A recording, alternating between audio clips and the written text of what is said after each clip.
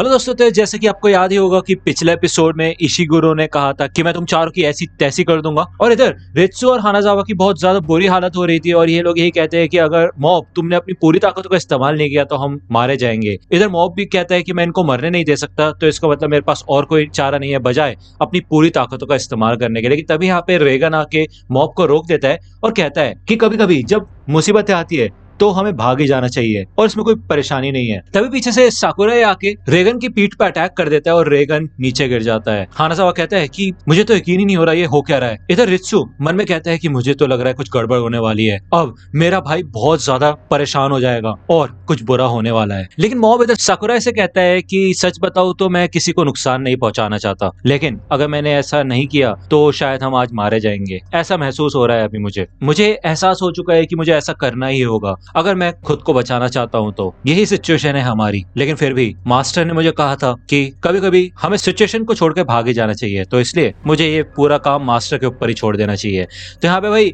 Reagan उठ के खड़ा हो जाता है और ये सबके सब भाई शौक हो जाते हैं और साकुरा कहते क्या नामुमकिन। तो रेगन कहते हैं हे मेरे को ऐसे मत डराया करो यार, मुझे तो सच में लगा था तुमने मेरे को पीछे से काट दिया है। तो रित्सु कहता है भाई ये खड़ा कैसे है। तो रेगन कहता है इसका मतलब ये जो तुम्हारी तलवार है ये नकली है। हाँ मुझे तो ऐसा लगा कि ये प्लास्टिक की बनी हुई है। हाँ समझ गया। अच्छा मेरे को ये बताओगे ये तुम्हारी ट्रिक क्या थी जमीन को काटने वाली। तो यहाँ पे हानाजावा और रित्सु दोनों शॉक हो जाते हैं और वो कहते हैं भाई क्या सीन है ये तो बिल्कुल नॉर्मल एक्ट कर रहा है। तो साकुरा कहता है तुम्हारी गर्दन उड़ा दूंगा मैं। यहाँ पे वो रेगन की गर्दन पे तलवार मारता है और रेगन कहता है क्या कर रहे हो यार तुम, सुनो मेरी बात, बड़े लोगों के पास ऐसे छोटे खिलौने के साथ खेलने का समय नहीं होता समझे। और यहाँ पे भाई रेगन साकुरा की तलवार तोड़ देता है। हानाजावा मन में कहता है यार मतलब ये तो मानना पड़ेगा ये सच में मॉब का मास्टर बनने लायक है। तभी यहाँ पे पीछे से मात्सुओ आ जाता है और वो अपने एक कैंडी मॉन्स्टर को रेगन की ओर भेजता है और रेगन कहता है अरे ये तो एक मॉन्स्टर है, जल्दी मॉब कुछ करो। लेकिन जब वो मॉन्स्टर इधर रेगन के ऊपर अटैक करता है तो भाई रेगन को कुछ भी महसूस नहीं होता और वो कहता है यार ये तो सच में काफी हल्का है, क्या रोई के बने हुए हो क्या, किस चीज से बने हो मुझे बताओ। और यहाँ पे भाई एक ही पंच में रेगन उस मॉन्स्टर को उड़ा देता है और मात्सुओ तो पीछे चला जाता है यार। और रेगन कहता है अरे अरे अरे मैं ऐसा कुछ चाहता नहीं था। तो रित्सु मन में कहता है यार मतलब सच में रेगन कोई फ्रॉड नहीं है क्या। इधर मुराकी आता है और वो चारों ओर से रेगन को घेर लेता है और कहता है ज्यादा शाणे मत बनो समझे। इधर हानाजावा रेगन की मदद करने के लिए आगे बढ़ता है, लेकिन भाई रेगन अपनी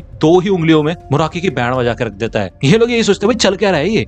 और रेगन कहता है मतलब क्या ये तुम कोई होलोग्राम वगैरह का इस्तेमाल कर रहे हो क्या, मतलब तुम लोग कर क्या रहे हो यहाँ पे इकट्ठा होके एकदम। इधर मुराकी के पसीने छूट जाते हैं और वो कहता है यार मतलब ये बंदा कोई मॉन्स्टर वगैरह तो नहीं है ना। इधर इशिगुरो फिर से खड़ा हो जाता है और वो कहता है कि तुम क्या कहना चाहते हो कि इस दुनिया में तुम जैसा इंसान अभी भी जिंदा है जो कि इतना ज्यादा ताकतवर है, तो इसलिए आज तुम यहाँ से बच के नहीं जा पाओगे क्योंकि तुम हमें दुनिया पे कब्जा करने से रोक नहीं सकते। तो रेगन कहता है अच्छा मैं समझ गया, तुम सभी लोग कोई मैजिक ट्रिक का इस्तेमाल कर रहे थे, हाँ तुम सच में फ्रॉड हो। चलो फिर वो अपने काले काले गोले निकालो जरा, देखते हैं कितना दम है तुम्हारे अंदर। यहाँ पे हानाजावा और रित्सु के पसीने छूट जाते और कहते इतने सारे रेगन संभाल पाएगा इनको। तो रेगन कहते चिंता मत करो बच्चों मेरे ऊपर छोड़ दो। तो रेगन मन में कहता है कि ऐसा लग रहा है कि आज मेरे अंदर कुछ ज्यादा ताकत आ चुकी है। और मॉब इधर मन में कहता है यार मास्टर तो सच में काफी कमाल के है। यहाँ पे हमें बताया जाता है कि जब रेगन ने मॉब को कहा होता है कि कभी कभी मुसीबत को छोड़ के भागना भी एक अच्छा फैसला होता है, तो उस समय जो मॉब की शरीर में इतनी सारी एनर्जी बन रही थी उस सारी की सारी एनर्जी ने अपनी डायरेक्शन चेंज कर दी, क्योंकि कभी कभी किसी के शब्दों में ही इतनी ज्यादा ताकत होती है जिसको कोई भी हरा नहीं सकता, और जिनके पास ताकत होती है उन्हें लड़ना चाहिए उस समय। क्योंकि रेगन ने मॉब को भरोसा दिलाया है कि वो रेगन के ऊपर भरोसा कर सकता है, तो इसी वजह से सिर्फ कुछ ही समय के लिए वो सारी की सारी मॉब की एनर्जी रेगन के अंदर चली गई। और देखा जाए तो मॉब यहाँ पे बिल्कुल भी नहीं लड़ा, एक तरीके से वो सिचुएशन को छोड़ के भाग ही गया और उसे इस समय काफी अच्छा महसूस हो रहा था। उसके दिल में अब सिर्फ कुछ बचा था तो वो था अपने मास्टर के लिए इज्जत, जो कि 100 से बढ़ बढ़ के भाई 1000% हो गई। तो वो सारी की सारी एनर्जी 1000% रेगन के पास थी और मॉब के अंदर 0 गुस्सा था। यहाँ पे भाई रेगन आसानी से उन ब्लैक ऑप से लड़ लेता है और कहता है क्या ये कोई गुब्बारे हैं क्या। तो इशिगुरो कहता है ये काले गोले जब किसी भी चीज को टच करते हैं तो उस चीज की बैंड बज के रख जाती है, लेकिन ये बंदा अपने हाथों से उन बॉल्स को फोड़ रहा है, ऐसा कैसे हो सकता है। मतलब यही वो बंदा था ना जो थोड़ी देर पहले यहाँ से भाग जाना चाहता था। ऐसा लगता है कि मेरे को अपने शरीर को भी दांव पे लगाना पड़ेगा। इधर यहाँ पे भाई इशिगुरो अलग अलग टाइप के अटैक रेगन के ऊपर करता है, उसे ऊपर उछालता है, फिर नीचे लेके आता है, मुक्के उक्के मारता है और कहता है कि हाँ क्या हुआ, होश उड़ गए तुम्हारे, फिर चाहे तुम कितने भी ताकतवर एस्पर हो मैं तुम्हें कमाल का नहीं कह सकता क्योंकि तुम दुनिया पे राज नहीं करना चाहते। मुझे नहीं पता तुम इतने ताकतवर कैसे हो, लेकिन मुझे एक बात अच्छे से पता है कि तुमने अपनी असली ताकत छुपा रखी है, लेकिन मैं ऐसा नहीं हूँ, मेरे अंदर जोश है पूरी दुनिया पे कब्जा करने का। तो रेगन कहता है अरे हटो भी मेरे मेरे ऊपर से यार, मतलब ऐसा कौन करता है यार, किसी के ऊपर बैठ के अपनी बकवास करना। तो यहाँ पे इशिगुरु कहता है क्या इतना खतरनाक एनर्जी बैरियर बना रखा है इसने अपने ऊपर। अब समझ गया मैं, ये ब्लैक ऑप्स को इजीली इसलिए हटा पा रहा था क्योंकि इसके पास इतना तगड़ा बैरियर है जो कि मेरे ब्लैक ऑप्स से भी ज्यादा ताकतवर है। ऐसा हो ही नहीं सकता, तुम हो कौन? लेकिन इतने में भाई रेगन इशिगुरु का मुंह पकड़ता है और कहता है यार तुम्हें समझ नहीं आता क्या, मास्क पहन के कौन किसी से बात करता है। वो यहाँ पे भाई उसको बहुत दूर फेंक देता है और रेगन कहता है अरे इसका मास्क बाहर आ गया। लेकिन ये ताकत का क्या सीन है भाई, कहाँ से आ रही है ये ताकत? कहीं मॉब तो नहीं? हाँ मॉब ही होगा क्योंकि मेरे पास कहाँ से ताकत आएगी। इधर भाई साकुरा फिर से अपनी तलवार से रेगन के ऊपर अटैक करता है, लेकिन रेगन कहता है सच में मतलब यार इतने बड़े हो गए हो यार, और इसी बच्चे की तलवार से क्यों खेल रहे हो भाई तुम, क्या सीन क्या है तुम्हारा? साकुरा यार कहता है कि तुम्हें क्या पता चलेगा, हाँ अब यहाँ पे मेरे को लेक्चर मत देने लग जाना, समझे? जब मैं पैदा हुआ था तो मेरे पेरेंट्स ने मुझे छोड़ दिया था, मैं बचपन से ही अकेला था। एक अच्छी फैमिली क्या होती है, माँ के हाथ का खाना क्या होता है, मुझे कुछ भी नहीं पता था। मेरी जिंदगी एकदम नरक थी और अनाथालय में भी मेरे को हमेशा बच्चे परेशान किया करते थे। तभी मैंने अपनी अंदर की शक्तियों को जगाया और मैं उस टॉर्चर से जीत पाया। लेकिन तुम मुझे इस तरह क्यों देख रहे हो? तो रेगन कहता है कि मुझे समझ आता है कि तुम्हें कैसा महसूस हो रहा है। तो साकुरा मन में कहता है क्या ये भी मेरी तरह है? तो रेगन आंखें बंद कर लेता है और कहता है जब मैं ग्रेड स्कूल में था और जब मैं 4th स्टैंडर्ड में था तब मैं अपने पेरेंट्स को बताना भूल गया था कि मेरे स्कूल में स्पोर्ट्स डे है, और उस दिन सारे बच्चे बैठ के अपना लंच कर रहे थे और मेरे पास खाने के लिए कुछ भी नहीं था। तो साकुरा कहता है मतलब ये तो तुम्हारी गलती हुई ना, तो कहना क्या चाहते हो तुम? तो रेगन कहता है अरे नहीं मतलब तुम अपने बचपन के किस्से सुना रहे थे तो मैंने सोचा मैं भी सुना दूं। तो भाई साकुरा को गुस्सा आता है और वो कहते तुम बेवकूफ कहीं के, अपनी स्टोरी को मेरी स्टोरी से कंपेयर मत करना,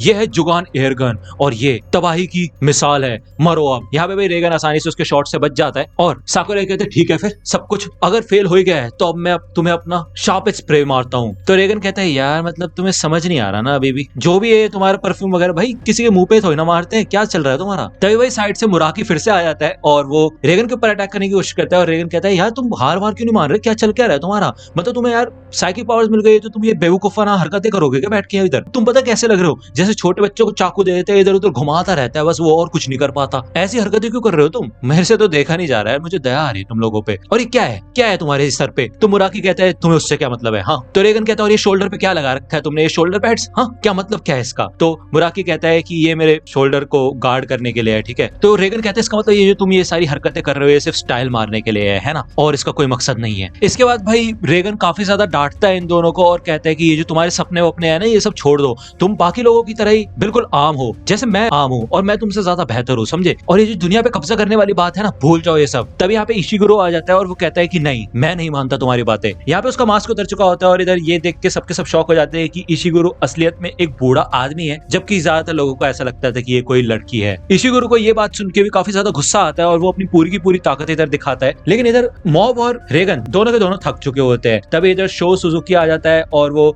इशिगुरो के ऊपर अटैक कर देता है और उसे आसानी से हरा देता है और कहता है कि बहुत बकवास हो गई तुम्हारी बुड्ढे। वो मॉब से कहता है कि मैं तुमसे सच में काफी निराश हूँ सच में। तो इसी के साथ 7 डिवीजन खत्म होती है। मुझे ऑर्डर दिया गया था कि अगर यहाँ पे कोई भी यूजफुल एस्पर हो तो मैं उसे हेडक्वार्टर्स में अपने साथ लेके जाऊं, लेकिन नहीं, यहाँ पे कोई भी काम का नहीं निकला। 7 डिवीजन सच में बेकार थी। और यहाँ से भाई शो सुजुकी वापस चला जाता है और मात्सुओ कहता है हाँ मैंने जैसा तुम्हें बताया था इस जार में एक दूसरे को सारे के सारे मॉन्स्टर खा जाते हैं और सिर्फ एक ही बाहर निकलता है, और अब वो एक मॉन्स्टर रेडी हो चुका है, मेरी अल्टीमेट क्रिएशन। चलो फिर बाहर निकलो। यहाँ पे ये सब के सब भाई शौक हो जाते हैं और निकलता कौन है बाहर? डिम्पल। और भाई डिम्पल भी आते साथ मात्सुओ को मार के गिरा देता है नीचे और कहता है कि यार मैं तो फिर से अपनी पहली वाली फॉर्म में वापस आ गया और अब मैं तुम लोगों की मदद कर सकता हूँ, बताओ किसे मदद चाहिए? तो मॉब कहता है कि नहीं कोई जरूरत नहीं है, सब कुछ खत्म हो चुका है। इधर शिंजी रित्सु से बात करता है और बताता है कि मॉब ने मुझसे बात की और इसी वजह से शिंजी ये डिसाइड करता है कि वो ओनिगावारा को ये बात बता देगा कि उन्होंने उसको फंसाया था। जब ये लोग टेंगा से बात करते हैं तो टेंगा कहता है कि हाँ मुझे ये बात पहले से पता थी और मुझे इस बात से कोई फर्क भी नहीं पड़ता, वैसे भी सब लोग मुझसे नफरत ही करते थे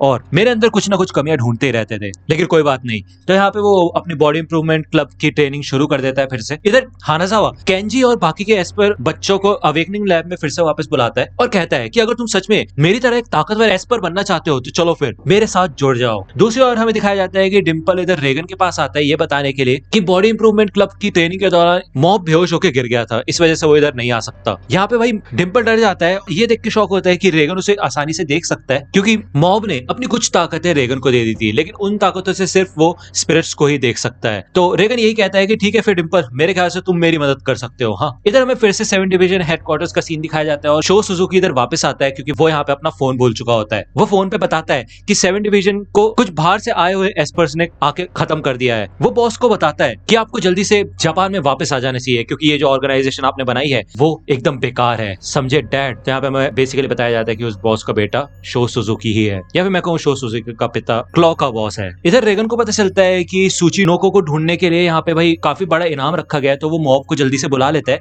और ये दोनों के दोनों जंगलों में जाते हैं सूचिनोको को ढूंढने के लिए। लेकिन वहां पे रेगन को भाई मात्सुता के मशरूम्स मिलते हैं और वो उनको ही कलेक्ट करने लग जाता है। तभी वहां पे पीछे से भाई एक मॉन्स्टर आ जाता है बहुत बड़ा और मॉब उसे आसानी से हरा देता है, जिससे भाई उस मॉन्स्टर ने जितने भी मशरूम खाए थे वो सारे के सारे बाहर निकल जाते हैं। और रेगन इधर काफी खुश होता है कि उसने इतने सारे मशरूम्स इकट्ठा कर लिए हैं और वो यहाँ से जाने लगता है। तो मॉब यही कहता है कि मास्टर वो सूचिनोको का क्या हुआ? तो रेगन कहता है अरे ऐसी कोई चीज नहीं होती, चलो घर चलते हैं वापस। तो यहाँ पे भाई हमें नीचे दिखाया जाता है कि सूचिनोको की बैंड बज गई होती है और वो नीचे पड़ा होता है और वो वही मॉन्स्टर होता है जिसको उन्होंने हराया होता है। तो दोस्तों ये फर्स्ट सीजन यहाँ पे खत्म हो चुका है। आई नो इस सीजन को खत्म करने के लिए काफी ज्यादा टाइम लगा है, लेकिन आई होप कि आगे चल के इतना टाइम नहीं लगेगा नेक्स्ट सीजन में, है ना। तो अगर आप चाहते हैं सेकंड सीजन में कवर करो इस चैनल पे तो यार कमेंट सेक्शन में बताओ, और क्या ही बोलो यार, मैं सब्सक्राइब कर लो चैनल को। तो दोस्तों आज की वीडियो के लिए सिर्फ इतना ही। आई होप कि आपको ये वीडियो पसंद आई होगी। अगर आपको ये वीडियो पसंद आई हो तो प्लीज लाइक कीजिए, अपने दोस्तों के साथ शेयर कीजिए और मेरे चैनल को सब्सक्राइब करना मत भूलेगा। और अगर आप मुझे कांटेक्ट करना चाहते हैं तो आप मुझे इंस्टाग्राम पे कांटेक्ट कर सकते हैं,